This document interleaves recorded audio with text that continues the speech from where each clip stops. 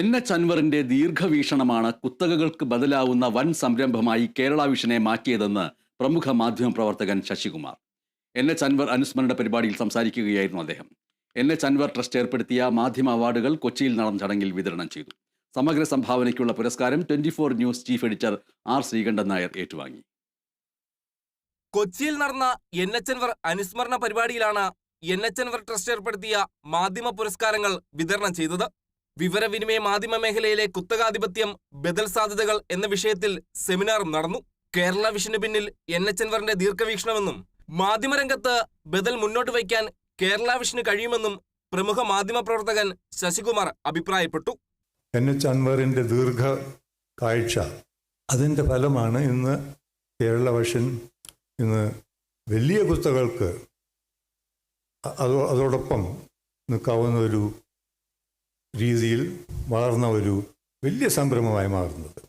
This is a huge അക്കോംപ്ലിഷ്മെൻറ്റ്.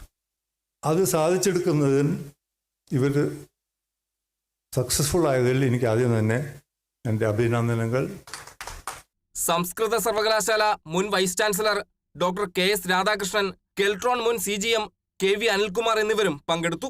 സമഗ്ര സംഭാവന പുരസ്കാരം 24 news chief editor R Sreekandan Nair ഏറ്റുവാങ്ങി. സ്വാഗതം പ്രിയ SKN.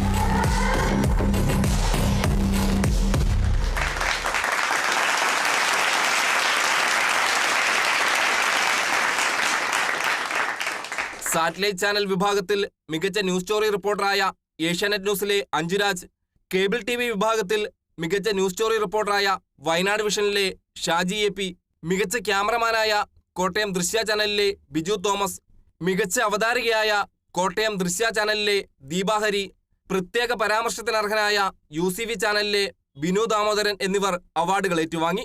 NH Anwar trust chairman Aboobacker Siddique സ്വാഗതം പറഞ്ഞ ചടങ്ങിൽ COA സംസ്ഥാന അധ്യക്ഷൻ പ്രവീൺ മോഹൻ അധ്യക്ഷത വഹിച്ചു. ട്രസ്റ്റ് ട്രഷറർ K വിജയകൃഷ്ണൻ പുരസ്കാര വിശദീകരണം നടത്തി.